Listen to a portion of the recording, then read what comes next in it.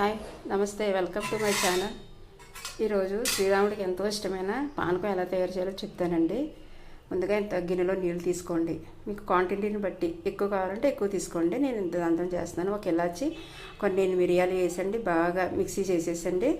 రోట్లో అయినా మంచిగా మెత్తగా చేసేసుకొని పౌడర్ లాగా ఈ నీళ్ళల్లో వేసేసుకోనండి.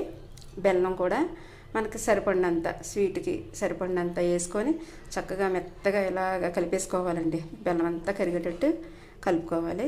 ఆయనకి ఇవాళ శ్రీరాముడికి చాలా ఇష్టమైన పానకం అండి. ఇదిగోండి వడపప్పు బెల్లం నైవేద్యంగా పెడుతున్నానండి నేను ఈరోజు. సరే, ఇది హెల్త్కి కూడా చాలా మంచిదండి. కడుపులో చల్లగా కూడా ఉంటుంది. ఇలా ట్రై చేసి చూడండి మీరు కూడా. ఓకే అండి, చూడండి ఎంత బాగుందనండి చక్కగా.